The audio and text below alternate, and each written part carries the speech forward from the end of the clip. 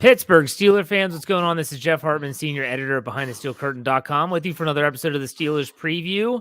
We are previewing the Week 15 game between the Steelers and the Titans at Heinz Field this Sunday, 1 o'clock. And this guy that I'm going to introduce will be there live, Dave Schofield. What's going on, Dave? Well, not too much. Just excited for this game. It's nice to see the Steelers play the Titans, and it's the entire rest of the NFL having serious COVID issues and not affecting the Steelers-Titans game. It does seem like that's a trend. Now, you said Big Bro is going to be with you, right? Absolutely. It'll be the two of us in 122 row Q, seat 16, 17. Come see us. How often does this happen? That you are we've sitting gone, next to one another? This is either game 4 or game 5. I'm trying to remember. They've won every one. That's why we're busting it out. Really? We were there. We've even seen them host Tennessee before in the Dilly Dilly Thursday night game. We were at that one. So I'm pretty sure this is number 4 because it was Atlanta. It was the Dilly Dilly Tennessee game. It was 2019 against the Rams. And then now this one. Yeah, because I asked you that on the Slack channel. You didn't respond. And I said, you guys have a good record. And I was like, where did you say that? When? I said it earlier today when you told me we're pulling out all the stops. And I said, okay, what's your record? 4-0. Wow, That's good. I completely missed that one. That's okay. Yeah. So with Dave going to the game, my partner in crime will be in the post-game show, Bryan Anthony Davis. What's up, Bryan? Hello, fellas. And there's 2 things that just alarmed me about what Dave just said. Dave said that every time they go, they win, and the COVID protocol with Tennessee. So, if you don't mind, I have some wood here. We've got enough. For those of you listening to the podcast, that was actually Bryan holding up a board. Because if you didn't know that, that could have sounded really bad based on what he said. But yes, that for those of you watching, you got it perfectly. For those of you listening, just thought I'd give you the play-by-play, so you're not worried about that where this is not PG rated anymore. Hey, I'm not even thinking that way. Gosh. No, it's fine. No. If you know anything, if you've listened to the Steelers preview before, which I want to say this is the longest standing Behind the Steel Curtain podcast, you're going to get a few laughs in the show at some point. So we're starting early. It's hard to believe we're close to Christmas. The next time we're on, next Thursday, will be Christmas Eve. Actually, be Festivus. Holy cow, we're going to be on during Festivus. This is amazing. Yes. I know, and I thought about that. I was listening to your Merry Christmas Merry Steeler memories, and you mentioned if you celebrate Festivus like they do on Seinfeld. I'm thinking, oh my gosh, that's Thursday. That's perfect. We are going to air some grievances. That's for sure. We are going to air some grievances. I've had a lot of problems with you people. All right, but anyways, let's get right to it. I want to talk about the title of the show first. There's a lot of news I want to get to, and we will get to all that. But to me, after last Thursday's game where the Steelers lose and everyone uses different adjectives to describe the performance, embarrassing, frustrating, deflating, whatever, it doesn't matter. It was bad. My theme for tonight when I thought about this title was the response. So how does a team respond? And I think it's safe to say that the Steelers' backs are against the proverbial wall here. No, it's not a must-win in Dave Schofield's terms, mathematically and all that, but their backs are against the wall. Like they've got to come out swinging and win a game that they're not supposed to win. And I would say, I don't think they're going to be favored in any of these games of Final Four. This one's getting close. This is almost a pick'em game with the Titans this Sunday. But Bryan, Steelers' backs are against the wall. How do you think they're going to respond on Sunday at 1 o'clock? I really think they are going to respond like gangbusters. I expect them to come up fired up. I expect a touchdown on the first drive, and I expect Dave Schofield and Rich Schofield leading the terrible towel wave and making that crowd crazy, firing that team up. I also expect Renegade to be played 17,000 times. Hey, it wouldn't hurt. Dave, what do you think about the team's response with the way they're coming into this game with the stretch that's coming up? Well, granted they almost made a really big comeback, but to me, the way the Steelers played in the first half of this game, or even like I say, the first 40 minutes, kind of felt a lot like when they played Cincinnati. Except this time they did have some fight at the end. What did they do when they played Cincinnati? What did they do the next week? They beat Baltimore. Yeah. So I'm hoping that they can have that kind of response, especially the defense and the defensive front that played so well against Baltimore after that debacle that was against the Bengals. So I'm hoping that they can like wake back up again and maybe have a response game like they did with that one. But all we can do right now is hope, because as we can see with this Steelers team, and not just the Steelers, it's not just the Steelers, so many teams in the NFL in 2021, you just don't know what you're going to get from game to game, and even with the Steelers quarter to quarter. So, Dave, I don't want to ruin your Stat Geek, which is a great episode. If you haven't listened to Stat Geek this week, please do. Runs on Thursday mornings. Can you please tell them the information about the Steelers coming off of Thursday Night Football and their record? Yeah, I just decided I was going to look it up because I didn't know if it was good, bad, or indifferent. And I was really surprised. The Pittsburgh Steelers have won 7 straight games following a Thursday night game. So there wasn't one in 2020. Didn't have to. So it starts back even with 2019. So this streak goes back all the way to the last time the Steelers lost the week following a Thursday night game was in 2013. Under Mike Tomlin, in all, they are 11-4. So, and one of those 4 was Tomlin's first year coaching in 2007, when they had the Thursday night game the next to last week of the season. And the last week of the season, they went into Baltimore with Charlie Batch and resting everyone for the playoffs. So if you can even count that, I mean, you count it, but just a little asterisk next to that one. So just remember that this team, when you give them that 3 extra days of prep under Mike Tomlin, and to me, the 3 extra days isn't just about rest. It's also about coaching and implementing a game plan. They come out usually better the next week. And it looks like they might be getting some players back. Dave, do you have the injury report handy?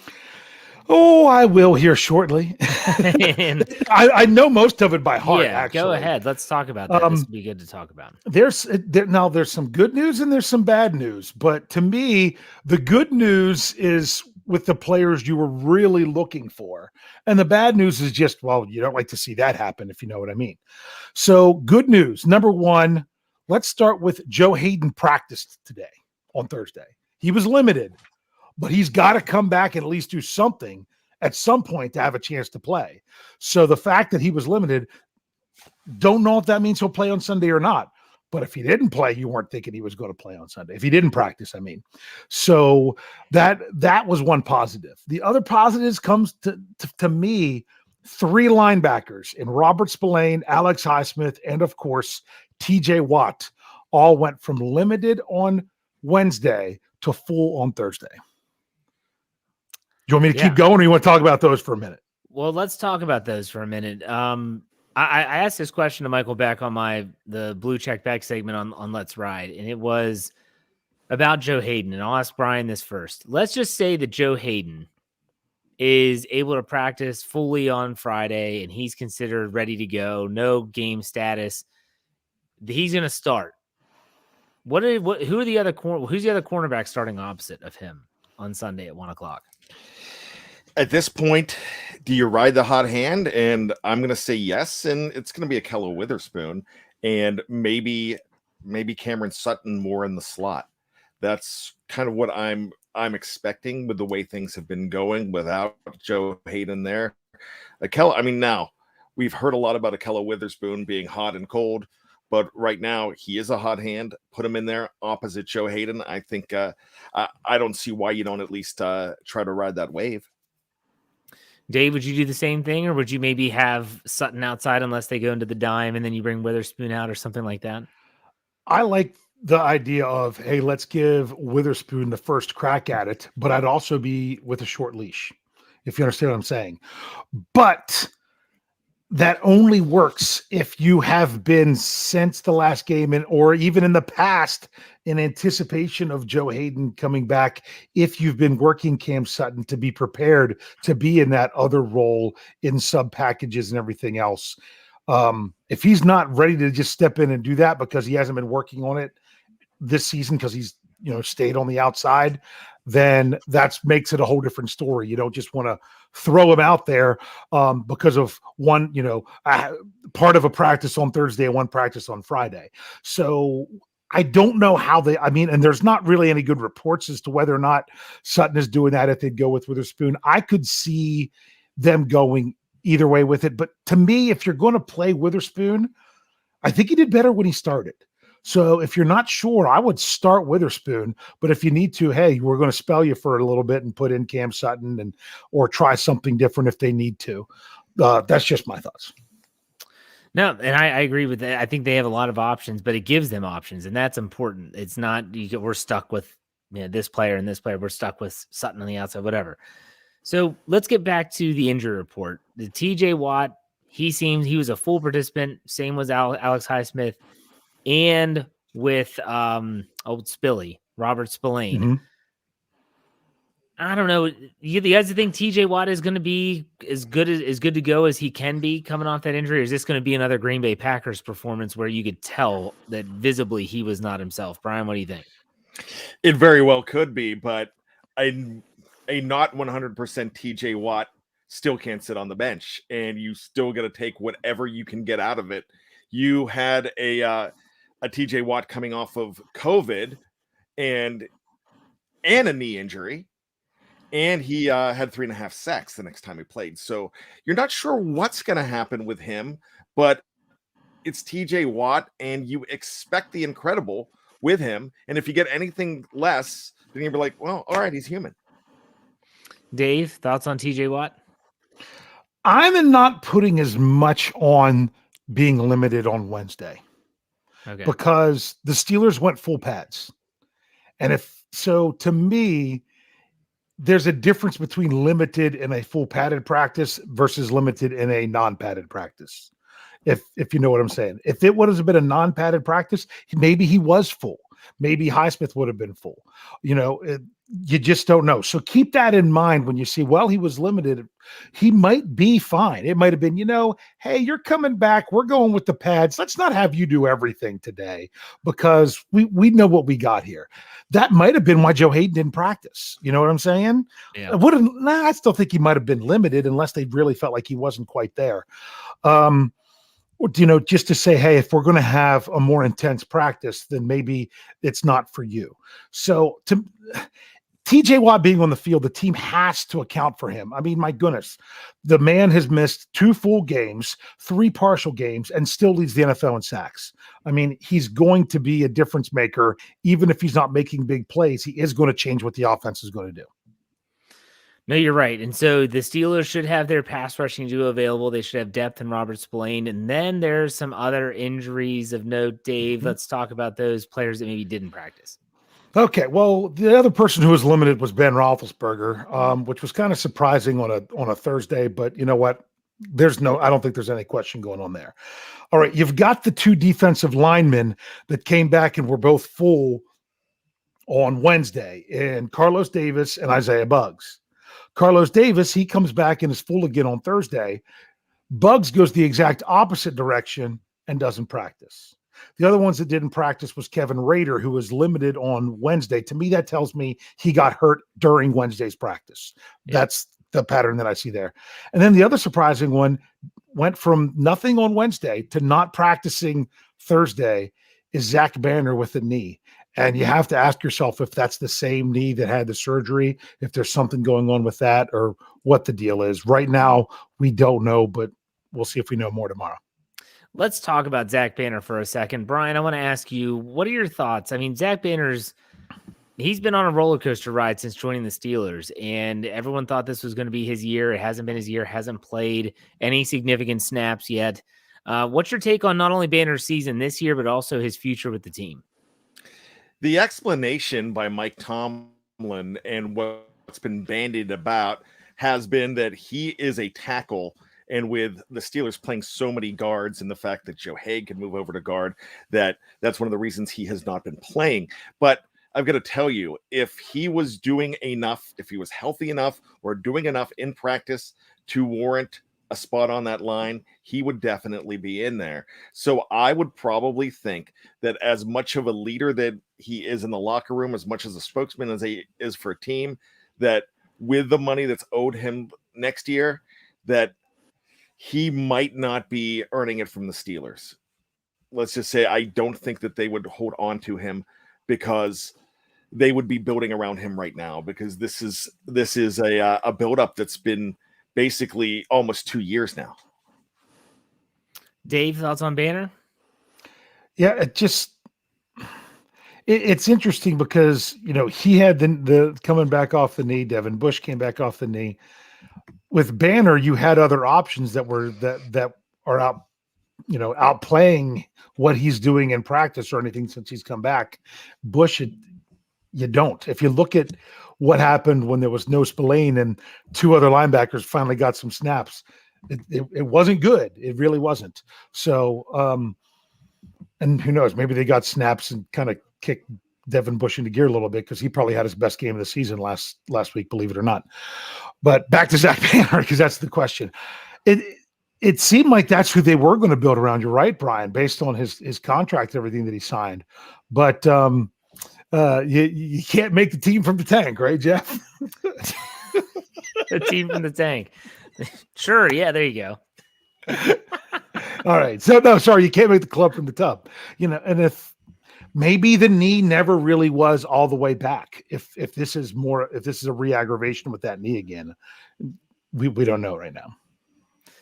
It's frustrating. You got to feel for him too a little bit. I mean, it just seems like he can never catch a break. That's just what it kind of seems like. He was sick that one week where they're like, maybe this is the week Banner gets in there and he's sick, misses 2 days of practice. Yeah, maybe this is the week. Now he's knee. It just is bad. It's bad luck. Okay, so that was really the injury report. I want to get one more question about the response. And that's kind of like the theme of this podcast is how are the Steelers going to respond? I have a better question. How is Chase Claypool going to respond? In case you didn't see the article on BehindTheSteelCurtain.com, your one-stop shop for all things Pittsburgh Steelers, I wrote how the legendary, the great, the Hall of Famer in every stretch of the word, Mean Joe Green had some very poignant comments about Mr. Claypool and the current state of the Steelers. I'm not asking about Claypool off the field. How do you think he responds on it? Like this Sunday, you're not going to hear from Chase Claypool, I doubt it, before the game. So what are you expecting to see from him on Sunday at Heinz Field, Brian? Do you remember in Bull Durham when Crash Davis goes up to Ebby Calvin Nuke LaLoosh and says, "Hey, you're not going to shake me off anymore," and you just see him shaking his head up and down in agreement every time he threw the ball. That's basically what Chase Claypool's going to be here, because he is going to make a first down in this game, and he is going to be as compliant as he can possibly be. He's not dumb. He came out in the press conference on Friday and said, I just have to be better. He's been hearing it all week. Now, if he wants to be defiant, he can. But Joe Green forecasted it as well, said, yeah, you're not going to see a problem with him. He's gonna be taking the ball right back. And if it wasn't Joe Green that said it, was someone else that did. But it just seems like if he wants to protect his brand and his spot on the team and mend fences with the organization, I'm sure the organization is a little too, maybe that's a little too much, but maybe mend fences with the media and with the fans, even though he shouldn't care about that. He's going to do what he needs to do to become a positive face of this team. And it's being compliant, and I'm sure he's going to do it. Dave, what do you think about Chase Claypool? What do you expect to see from your seats in section 121, row Q? 122. Oh, 122, sorry. Row Q 16 and 17, right? You said it enough. Yeah, that's right. That's right. What do you expect to see from number 11 now? I expect to see what I saw last week from snap to whistle. And that was Chase Claypool had a fantastic game, really, against the Vikings from snap to whistle. It was the other stuff that really got him down. I mean, he played well. He just had the other boneheaded, bad decision things. I think I just want to see the same thing from him from snap to whistle.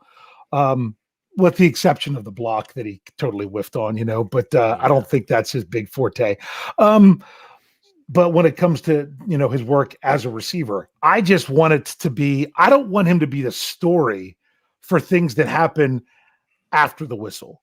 I want him to be the story for his play during the play. I'll tell you what, this is going to be very noticeable. We'll put it that way in a couple of ways. Number one, defenders are going to try to get in his head automatically. Like they're going to be jawing. They're going to be just poking the bear. Just keep poking the bear. He's going to respond.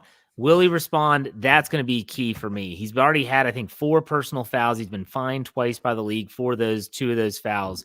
So if he responds, the kid is not learning his lesson. Secondly, you make a big play. Do you have it in you to just give the ball to the official? And we've seen people do it. And I'm not saying he can't be excited. And I'm not saying he can't go and celebrate with his teammates if he scores a touchdown. But in certain situations, you want to make it obvious that you're learning a lesson. You have to change some of the behaviors. And fans, I hope, will recognize this. I think they will see, wow, look at Claypool. Like that was a big catch down the sideline. He just got the ball to the official and went back to the huddle. I'm not saying it's a no fun league, but at the same time, this is a guy that he's got to learn a lesson. Doesn't seem like he's learned it yet, but I don't know. We'll see. I hope that it's evident. That's what I'm saying. Brian, did you want to add anything to that? Now, you know what? I was just thinking about something because, a lot of players celebrate when teams are down, but I took notice in the Cincinnati game when Freiermuth caught that first touchdown, and I'm yelling at the screen. I'm like, all right, Pat, what are you going to do? What are you going to do? And I'm like, yes, he just gave it back. And I saw Najee do that twice. The first down thing, I love the excitement of it. And I think a lot of people are just completely destroying this guy. Yeah, he does need to grow up, but you want him to grow up as a member of the Pittsburgh Steelers with, as Dave would call it, from snap to whistle talent. Yeah. Dave, anything you want to add? No, that's good. Okay, very good.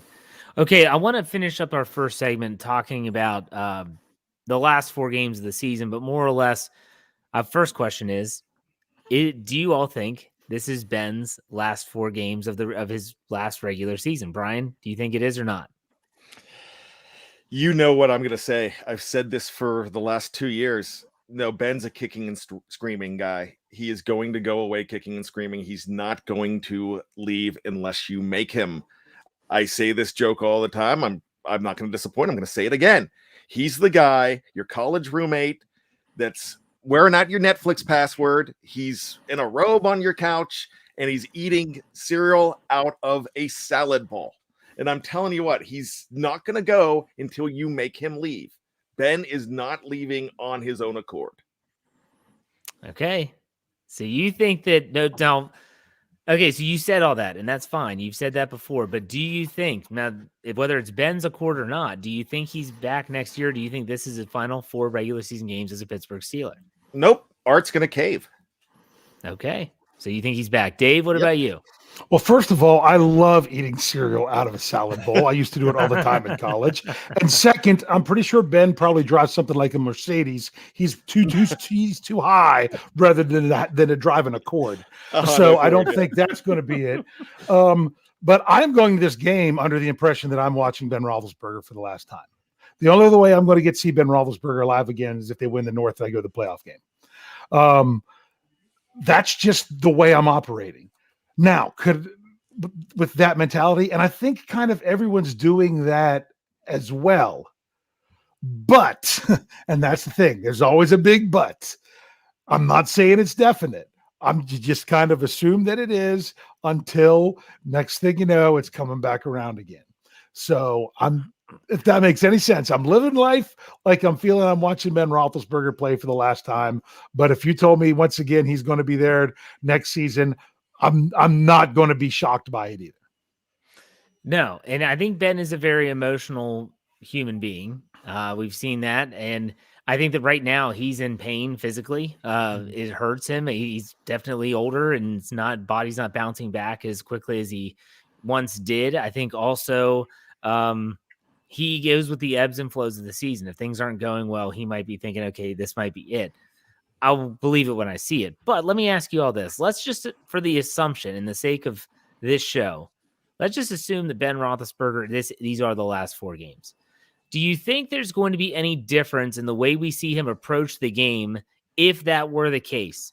Or is it just going to be another day at the office for number 7? Brian, what do you think? For me, I think another day at the office for Ben Roethlisberger is still going full tilt. You know, he has so much to prove because I don't even think Ben knows whether this is his last 4 games or not. I'm still thinking in the back of his mind, he's like, all right, I'm going to try to win these last 4 games. I'm going to try to get some glory. So they're going to want me back. I just have that feeling about him that he is not ready to do it. I mean, I wouldn't be surprised to see him in another uniform next year if the Steelers said, Ben, we're done. I'm telling you, I just don't think he's done. It's Johnny Unitas in a Chargers uniform. It's Joe Montana and the Chiefs. You know, it's something like that. I just don't see him saying no. You're right. I'm going to leave. So that's just Ben for me. But I don't think he's going to change anything in what he does. I think Ben is a competitor. And you think even if it is his last 4 games, Ben is going to want to ride out on that white horse. And if it's not his last 4 games, he's going to be playing for 17 more games next year. There you go. Dave, what do you think about in regards to Ben's approach? Will we see anything different? Do you think might, I don't know, draw some plays up in the dirt a little bit more than usual? I think Ben Roethlisberger is going to play like he claims to have always played, which I think he really does. He's not playing for next year. He's playing to lay it all out on the line this year. He's going to give everything he has to these 4 games because nothing else is guaranteed. And that's really a good way to play it. He's not playing to save himself for next season. And people that wanted Ben gone so bad, even throughout so much of the season, haven't heard that as much lately, the last couple games, have we? Because Ben Roethlisberger's showing that he still has it. Now, do you really think he's trying to audition for another year? Do you really think that he's trying to audition for another team? I don't. I think he's just going out there to try to do the best that he can to win these games. And obviously, I don't know if Brian listened to Ben Roethlisberger's interview this week. He talked about seeing Joe Montana in another uniform and how weird it was. And basically saying, I don't want to be that way. I don't want to be that guy that's wearing another uniform. So to me, if Ben's not with the Steelers, he's not playing NFL football next year. You guys got me thinking. How many legendary quarterbacks played for just one team? Very few. Elway. Well, Bradshaw, but not a lot. Then that's what I'm thinking. I'm thinking to myself, Tom Brady is. I know, but you're thinking about Tom Brady, thinking about Peyton Manning. Well, he went. To I was going to say the legendary Eli Manning. Oh gosh, I don't consider Phillip Rivers. Phillip Rivers was high on the list, and he obviously went to Indy his last year. Yeah. Are there any others that I'm forgetting? Like Bart Starr, I guess. Bart Starr was a Packer all his days. Yeah. But the difference is those quarterbacks didn't play for the Pittsburgh Steelers. The Pittsburgh Steelers have had 3 coaches since 1969. Well, that's the difference. A quarterback, because they don't. The Steelers, to a fault, are not going to do that in that way where someone feels like they still have a lot left to play, and the Steelers are like, "You're not worth it." How often have they done that to where those players go on to another team? I mean, you still had, maybe Hines Ward still wanted to play, but the Steelers said no, but it ended up being the end. Troy Polamalu, players like that didn't necessarily want it to be the end, but it was the end, and it was the end with Pittsburgh. They're just different than those other organizations that are already, I mean, and that's why I say it could even be to a fault to the Steelers that they're already looking to the next person while you're still there. It's like when my father went to retire, he says, I'm not going to retire. I'm going to tell them I'm retiring my last day working, and they're not going to know a day beforehand, because all they're going to do the entire time once I announce it is they're going to make me feel like I'm replaceable. And I'm not gonna finish out that way. The Steelers don't make you feel like they're replacing you while you're still there with some of these greater players. I might be totally off on this. You're going to give you a bunch of examples of why I'm wrong, but that's just how I feel about that, especially when it comes to someone like Ben Roethlisberger.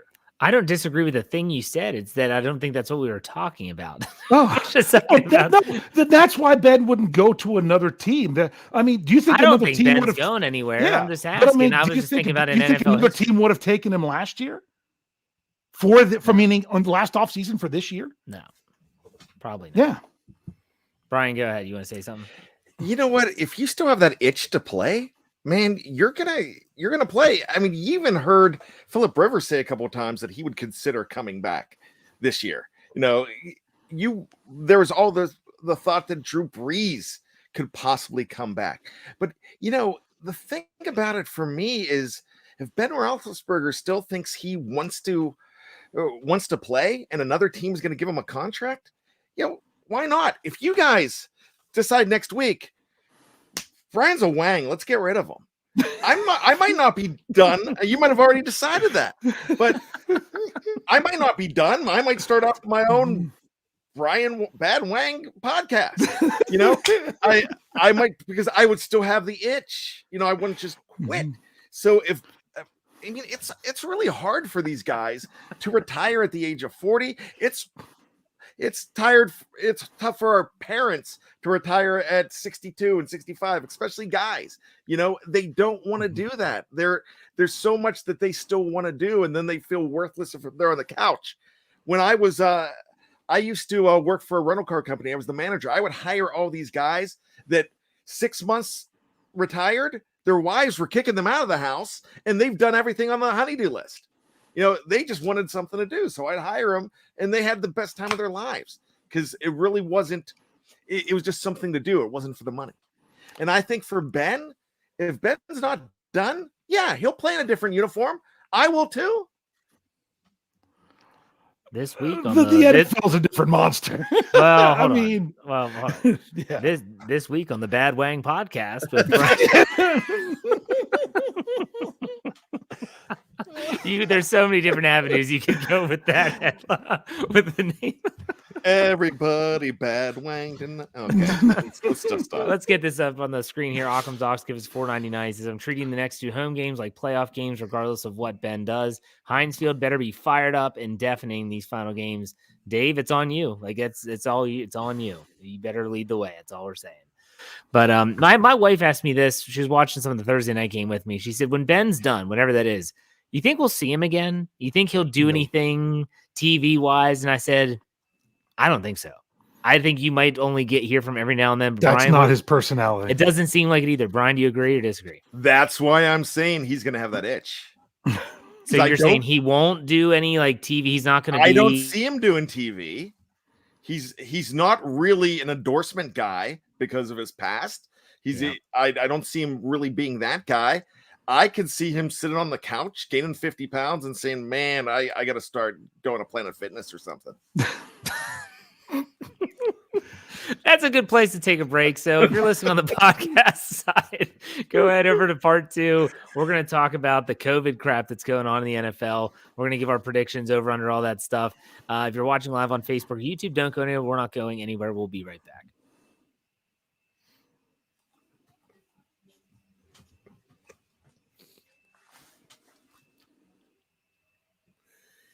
All right, Pittsburgh Steelers fans, welcome back to the second part of the Bad Wang podcast. I'm Jeff Hartman. If someone stumbled on part 2 first, they're going to be, what in the world are you talking about? Joining me as always is Dave Schofield and Bryan Anthony Davis. Again, if you didn't catch part 1, you make sure you go back and listen to the end so that you understand that joke. Yes, we had fun. We always had fun. What's not fun is the fact that the National Football League is looking at a crisis on their hands and the sheer number of players that are not going to be able to play this Sunday or Saturday. I think the record right now is 21 players. I think someone has 21. No, is it 17 or 18? Oh, no. There's 2 teams with 21, but they don't have the most. Who has the most? I think the Rams are up to like 26 6 or 7. Oh, I Are you thought the Rams had serious? 21. No, I thought it was the Browns and the football team that had 21. I'm gonna have to, you guys gonna make me have to look it up, aren't you? Well, Okay. anyways, the COVID cases are through the roof, and now the NFL has kind of been painted itself into a corner with some of their protocols. And I know that they've already, Dave, you read the article, right? They've started to back off, and change some of these protocols. But go ahead, Dave. Read what you're Rams are 25, Browns in Washington are 21. This is according to Field Yates of ESPN. Oh my gosh. And just so you can understand, what they're doing is they're changing up. I'm not exactly sure the difference they're doing in testing. It's all about if you're asymptomatic and like expediting the testing and looking at actual levels to see if you're a threat to other players. Obviously, you have to be completely asymptomatic. So the problem is there's all these players on the COVID list, and none of them have any symptoms or are feeling anything, and yet they're told they can't play. That's the problem, and that's what they're trying to get those players back faster. But apparently, there's some different reports. Some were saying this doesn't kick in till Monday. Some are saying this kicked in today, but players that tested positive yesterday or the day before, it doesn't affect them. You know, they still were under the old rules. Though it's so confusing and everyone's trying to get answers and they're not getting great ones right now. Now, this is not going to become political. It's not going to turn into anything that is remotely controversial. This is just stating the simple fact. You know, I was listening to Mike Florio of Pro Football Talk was doing a radio spot on my way home from work today. And he said that his sources, the NFL is like, we are not moving games this year. Mm-hmm. There's 4 games left that we are not. The Browns are on to Mullen. Is that his name? Nick Mullen? Nick Mullins. Nick Mullins. I'm sorry, plural. Doesn't he have a record for like the most passing yards in his first 8 career starts or something like that? For San Francisco last year? Yes, for the first 8 games that he started, you know, he has like crazy passing yards. So once again, the Browns will get better by not playing Baker Mayfield. Well, but then Brian's boy Case, I mean, Brian, what are your thoughts on just the situation? And do you think that the NFL should be willing to move games like the Saturday game between the Raiders in Cleveland? All right. So last year, they didn't do anything when the Denver Broncos had no quarterbacks going to play the Saints. And good point. So I'm not thoroughly convinced the NFL knows what it's doing. I think they're just playing with this league and saying that, okay, yeah, we want your best interest, but they don't want to move games because there's no bye weeks left, and they really can't with a Super Bowl already on February 13th. So you're in a situation now where you've got to really say, if you're the NFL, we can't touch this. Now they changed their rules this week. I know Dave's giggling because of the hammer reference. Yeah, he's doing the hammer dance here. But I don't even know what I'm saying. All I'm going to say is it's really distracting. Yeah, a very large man doing the hammer dance in the screen. Works really well when you're in a wheelie chair, actually, and you can only see from your chest up. All I'm going to say is the consistency's not there. I mean, if you got nailed with this 6 weeks ago, you're like, come on, where was that then? And now we're like, all right, we're trying to protect this. No, you field the players that you have. And if this was a Pittsburgh Steelers situation, because some teams have 24, I'm completely crushed that the Steelers have 1, and it's Montravius Adams. I'm completely crushed for that. So all I'm saying is you can't kind of change the rules. All right, you lost these players, these 3 valuable players that you lost. And Pittsburgh lost some valuable players. And now you're saying, okay, you've got 21 out. Well, you found a way not to control it. You did not clean up your own mess in your house. So all I'm going to say is you field a team with who you can field a team with. If you've got to go, if you're going to go get Shane Falco to play, if you're the Browns this week, get Falco. He played at Ohio State. You know, you brought up a good point, though, not about Shane Falco. That the NFL set a standard last year with the Denver Broncos game. And that was when their quarterback room took their little tracer things and put them in the corners and then sat together and watched film together, right on top of each other. They're like, no, you're playing. So I feel like they said, and Roger Goodell, according to Mike Florio of Pro Football Talk, told owners that forfeiting games is remaining on the table and is a realistic option. The only thing that you got to remember, neither team gets paid if a game is forfeited. So if the Browns have to forfeit Saturday, the Raiders don't get paid either, which is really crappy, and the Players Association would be up in arms if they end up doing that. But I believe that was part of an agreement between the two sides. So have it that. Dave, what are your thoughts on this real quick before we move on? Well, you could say, well, they moved games last year and they moved things around. Like the Steelers got, one game moved into their bye week. They got another game moved 6 days later.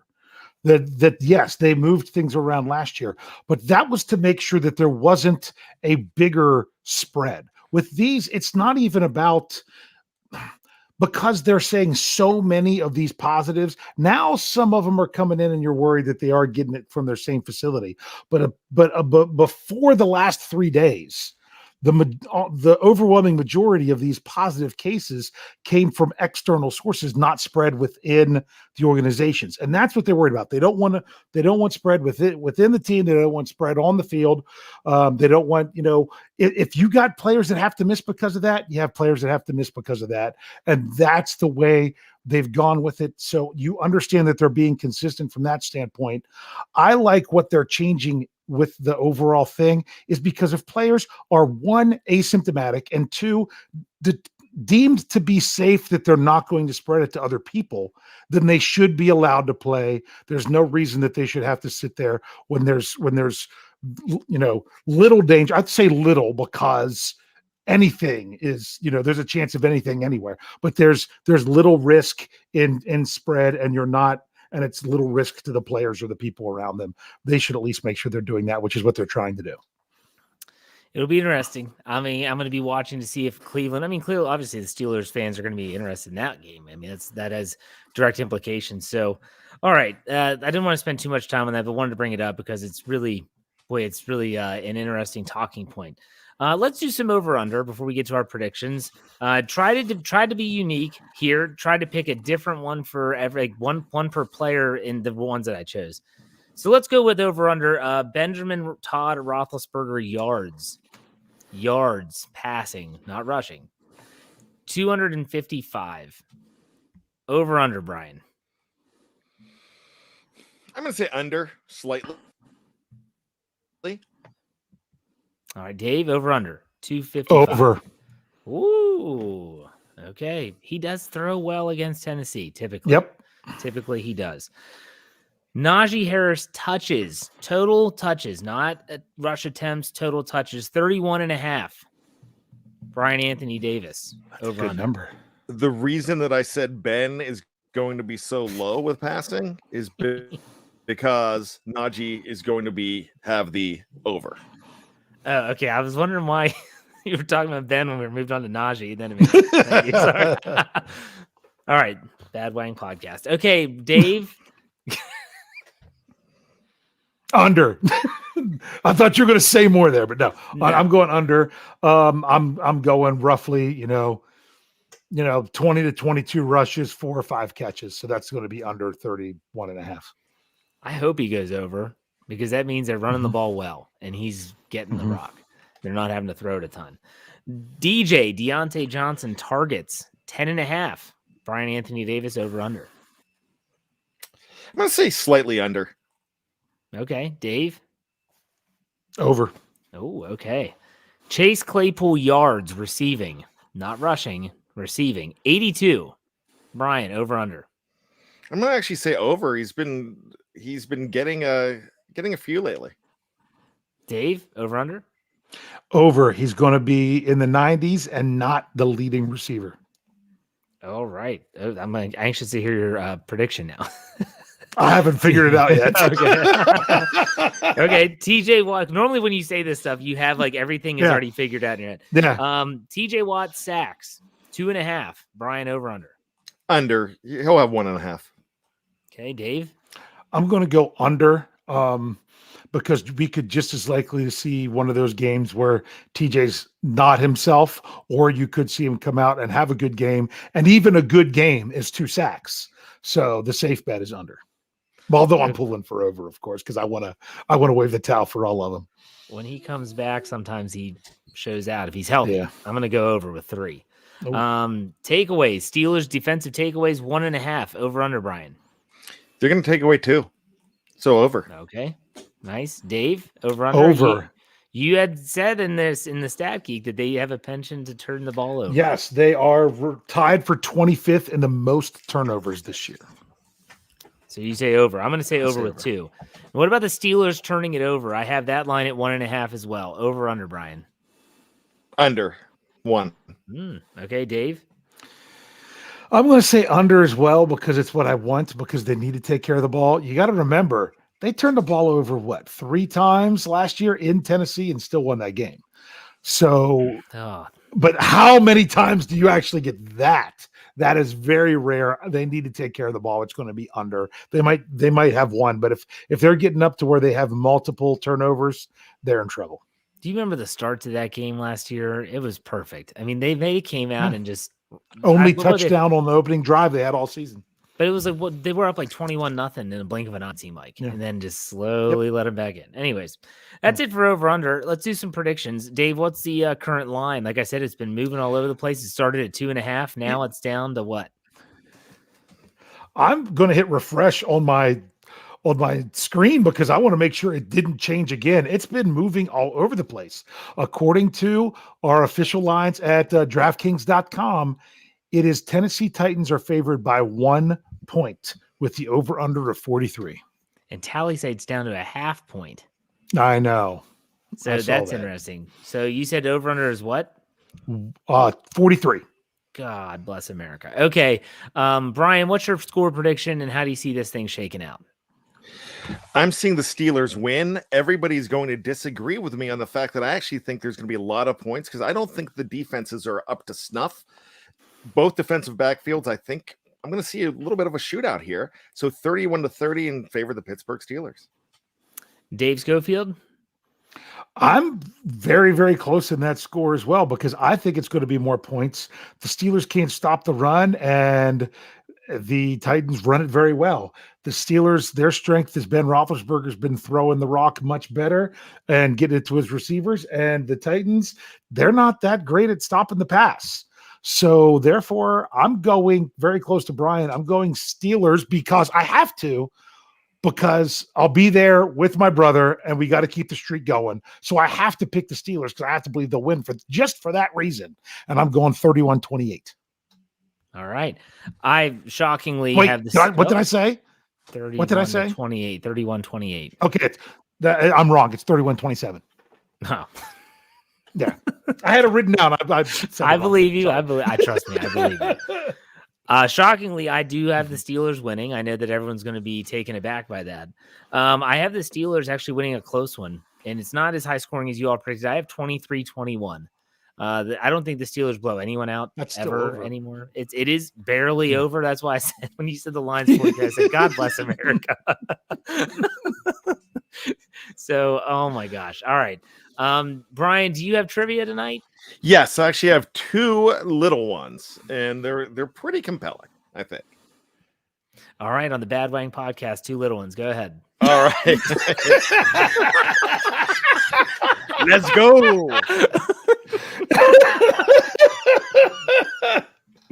Sorry. I love it. All right. So, there was a lot of talk a couple weeks ago when TJ Watt had that huge sack game.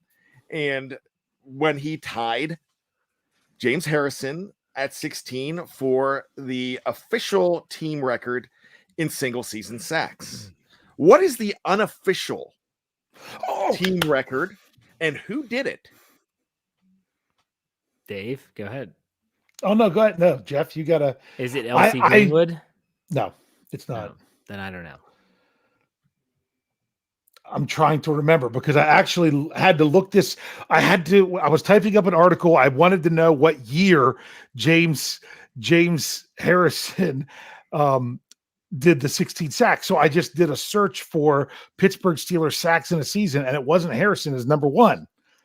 And now I'm trying to remember who it is because it's not someone you would normally think of. No, he was a star because it was in the team. 60s, right?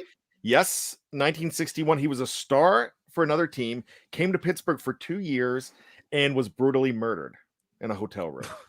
My gosh, what? And that's funny because that's what I'm saying. I should know this. I had that name, and I just don't remember what it is because it wasn't someone that would jump out. I knew it was someone that you wouldn't expect. It's not going to be a Joe Green or L.C.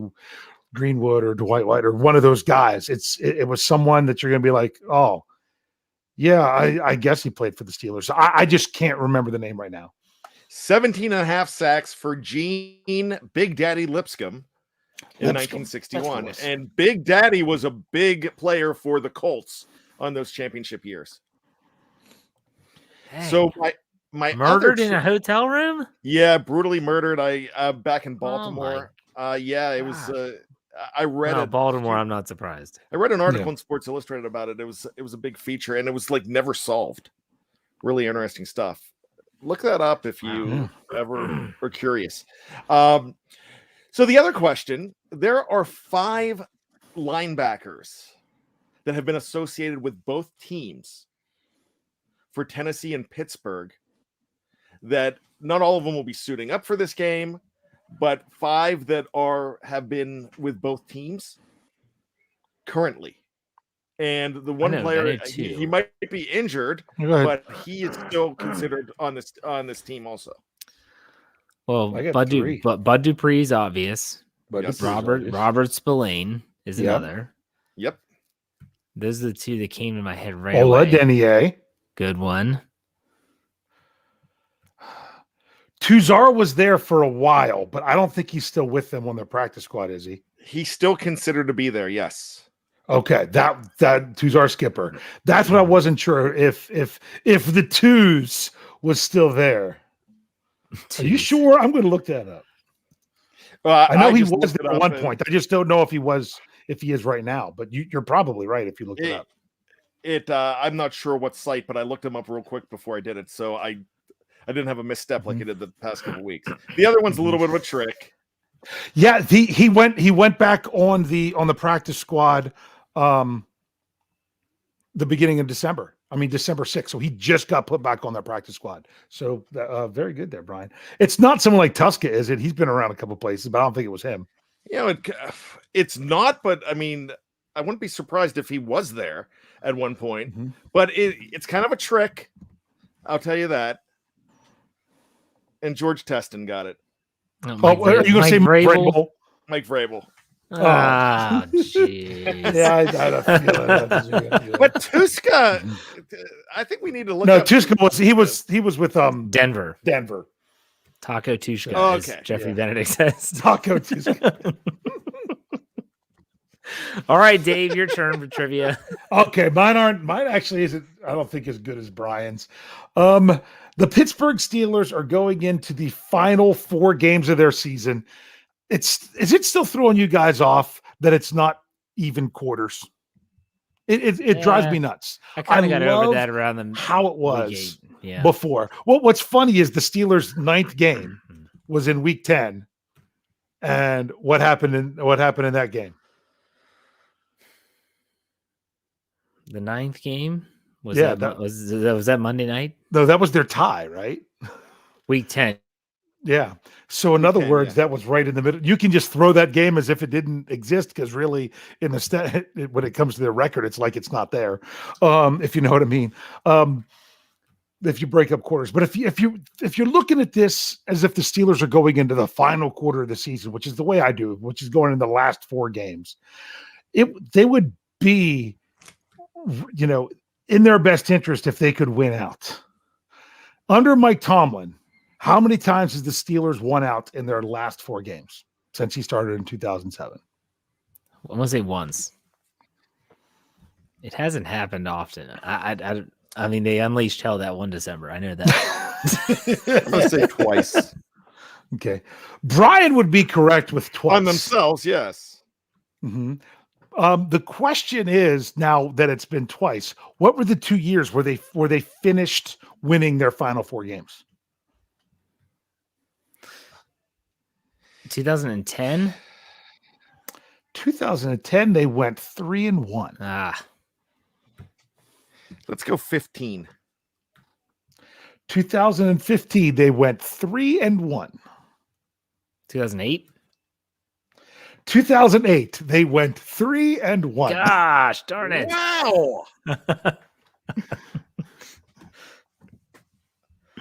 Wow. I know it's not 2009 because that was Unleash Hell. So 2009, they went 3-1. Really? Yes. 2007? 2007, they went 1-3. Oh, 2011. goodness. 2011, they went 3-1. Why don't you just tell us what Did I years say- they went for? Oh, wait. Let me go 13 real quick. 2013, they went 3-1. Oh, goodness gracious. 2014. What's Hey, the did I already best say year 13? that most people think Ben Roethlisberger ever had? Jeff just said it. 2014. They went 4-0.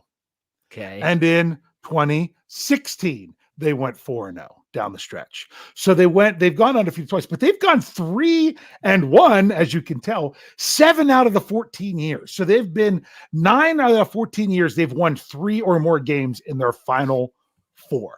They've only split where it's 2-2 one time.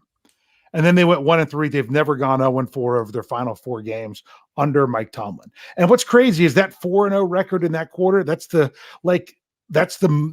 second most 4-0 seasons they had in a single quarter. And it's not the first quarter, it's not the third quarter. Usually the Steelers, when they do their best, is the second quarter of the season, including this year. They went 4-0 in the second quarter, the second 4 games of the season. I'll just say that. But yeah, the Steelers they've won 3 or more games in their final 4, 9 out of 14 seasons with Coach Tomlin. That's interesting. Very interesting. All right, so we have some time, and I did this intentionally. Obviously, we're right in the midst of the Christmas season. I love Christmas. I know that these gentlemen do as well. Here's the question for you all, and that is, if you can only pick one Christmas movie that you watch this year, so you can only pick one, you can watch it by yourself with a family, doesn't matter. I don't care if it's questionable. Like some people say Die Hard's not a Christmas movie. Those would be, they would be wrong, but still, I don't care what kind of movie it is. What movie are you watching? If you can only pick one. Bryan, I'll start with you. Now, it would be Die Hard or Lethal Weapon because those are my favorites. But no, really, one that I saw for the first time in 1985 on TV. I was building a cabinet with my dad it was right before Christmas, and we just stopped what we were doing and we were just staring at the screen, and it was It's a Wonderful Life. And I mean, I've seen that a million times. I have done it on Christmas Eve so many times, just like when everything's done and you're just relaxing, turning it on TBS and just sitting there and watching, especially that last half an hour. And I cry every single time. It's good. It's a tradition in my family. I watch it with my kids every year. Dave, what about you? If you can only watch one. The key is only one, because I watch a ton of Christmas movies. I'm not talking about like the Hallmark movies or anything like that. I'm talking about regular, standard, been in the movie theater Christmas movies. And the question is only watching one. So I got to go with a movie that I've already watched probably close to double-digit times so far this year, although I don't know that I've made it through the entire movie one time in any one time because I keep falling asleep and everything. But because I quote it so much, and that has to be Christmas Vacation. That is a good one. That is one that I was going to say that one, and I'll go with my 1B. Mm-hmm. And it's one that my dad still to this day has never seen all the way through, because he said he got so annoyed with me as a child watching it so much that he refuses to watch it. It's aired on loop for 24 hours on TNT or TBS, and that is A Christmas Story. That is one of my favorite Christmas movies.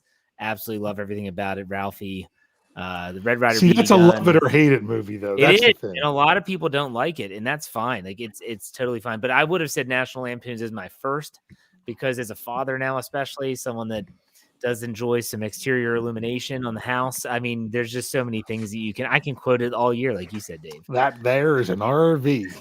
Don't you go falling in love with it? I mean, take it away, leave it a month. I say drove that past. to my wife year round every time one passes by on the road. That there is an RV. I saw someone do that in their yard yesterday. They had like a mannequin dressed like Eddie. They had a sign that said that something was full, holding and I drove past. I'm like, oh man, I wish I wasn't in a hurry. I'd go back and take a picture. I did see one that I'm in love with now, is Jerry Cherryman put it up there, Love Actually. But I've discovered a new Christmas movie that is not considered a Christmas movie, but it's all about Christmas, and it's Daddy's Home 2. If you've never seen that was my is one good. B. That's a good one. Yeah, that's my one B. I didn't want to watch it first, but I can see that becoming a Christmas classic, because it's got a lot of the National Lampoon in it as far as the humor. I could quote National Lampoon's literally the entire movie, so I'm I joking. want to go to IHOP. Sorry. Where's the Tylenol? I can hear that happening in the Hartman house. Where's the Tylenol? Get any worse? We're on the threshold of hell, Helen. How could it get worse? I do turkeys now. I say, save the neck for me, Clark. All right. Any final thoughts, or are we good to go? I have final thoughts. All right. So Brian, go ahead and start with final thoughts. I'm going to keep it quick. This is my favorite time of year, like we just talked about, but it's also my favorite time of year because the Steelers always seem to be in the mix in December, one way or the other. And not just are we getting ready for the holidays, we still have the Steelers mixed in there. And I could be at a Christmas party, but I'm glued to black and gold instead of red and green that day. Dave Schofield, final thoughts. Okay, before I get to the other one, I do have to say, every time we go to have dinner as a family, when either my spouse or I, one of us says, all right, who's going to say grace? The other one has to say, Grace! She passed away 30 years ago. Doesn't matter what time of year it is. Yes, the blessing. Sorry. My final thoughts are, if you're listening to this, if you're in the live chat or you're listening to the podcast forum and you're at Heinz Field Sunday, before the game, I want to see you in 122 row Q, seats 16 and 17, coming to see myself and Big Bro. We're going to try to go live on YouTube if we can get our signals uncrossed, like we did the last time we were there. Come see us, please. Really, really do. Come see us. You can't miss me. I'm enormous. Just look for the biggest person you could find, and it's going to be me, in the words of In Sync. And I'll be in most likely in a number 97 Cam Hayward jersey or with the Steelers coat over top of it. But come find us. We really would like to see you all if you're there. Yeah, absolutely. So, all right, good show. We'll be back next Thursday to preview who they play next. Chiefs? Yes. At Chiefs. Yeah. All right, they get a little mini bye coming up. They're playing right now on Thursday Night Football. Losing. Anyways, good. Dave, send us out. Hey. All right, we'll see you on another Bad Wang podcast. Take it easy.